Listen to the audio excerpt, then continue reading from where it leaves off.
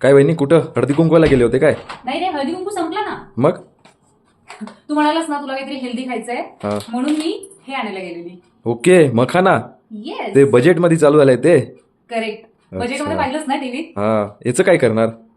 तुला नाही माहिती याचं काय करतात? नाही. चल सांगते तुला. खरं तर मखाना अनेक प्रकारे बनविला जातो, परंतु आज मी तुमच्याबरोबर जो प्रकार शेअर करणार आहे तो अतिशय सोपा आणि झटपट बनणारा आहे.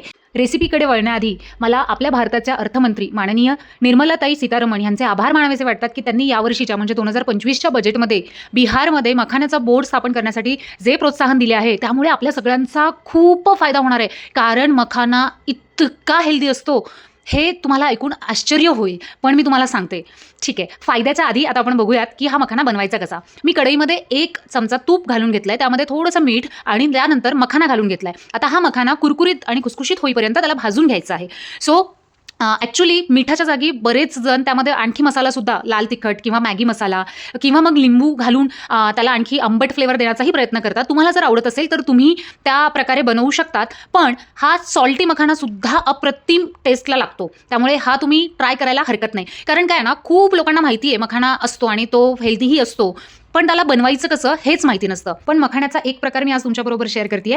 ज्यांना गोड आवडत असेल त्यांच्यासाठी एक सूचना आहे, तुम्ही मखाण्याची खीरसुद्धा बनवू शकता. खीर किंवा पेस्ट्रीमध्ये पण मखाना यूज केला जातो. जापनीज आणि चायनीज लोक पेस्ट्रीमध्ये मखाण्याचा पेस्ट करून टाकतात. सो तसंही तुम्ही याला यूज करू शकता, पण ही झटपट बनणारी डिश आहे, त्यामुळे गो फॉर इट. आता आपण बघूयात. मखाना हा मस्त कुरकुरीत भाजला गेलेला आहे आणि आता आपण याचा आस्वाद घेऊयात. पण आस्वाद घेण्याआधी मी तुम्हाला सांगते की मखाना का खायला हवा. मखाण्याचे अनेक फायदे आहेत. सगळ्यात महत्त्वाचं म्हणजे मखाण्यामध्ये खूप कमी प्रमाणात फॅट असतं आणि खूप जास्त प्रमाणात कार्बोहायड्रेट्स असतात. त्याचबरोबर ह्यामध्ये खूप जास्त प्रमाणात protein, fibre, magnesium, potassium, phosphorus, iron आणि झिंक असतं. खरं तर मला सांगायलाही दम लागतोय, इतक्या गोष्टी या मखाण्यामध्ये असतात. आपण जे ड्रायफ्रुट्स खातो, आल्मंड, वॉलनट्स, कोकोनट किंवा कॅश्यू, ह्यामधनं जेवढी शुगर, प्रोटीन आणि बाकीचे कंटेंट्स मिळतात ते एकट्या मखाण्यामध्ये मिळतं. त्याचबरोबर मखाण्याचा ग्लायसेमिक इंडेक्स फार कमी असतो. ग्लायसेमिक इंडेक्स म्हणजे काय? एखादा पदार्थ खाल्ल्यानंतर आपल्या शरीरातली शुगर ज्या रेटनी वाढते त्या इंडेक्सला ग्लायसेमिक इंडेक्स असं म्हणतात. आणि मखाना हा त्या इंडेक्सला खूप कमी प्रमाणात वाढवतो. याचा अर्थ आपल्या शुगर लेवलला मेंटेन करण्यासाठी सुद्धा मखाना हेल्प करतो. मखाण्यामध्ये खूप मोठ्या प्रमाणात कॅल्शियम असतं, जे तुमच्या हाडांना स्ट्रॉंग ठेवतं. वाढत्या वयात गुडघ्यांचा जो त्रास होतो तो त्रास मखाना नियमितपणे खाल्ल्याने होणार नाही.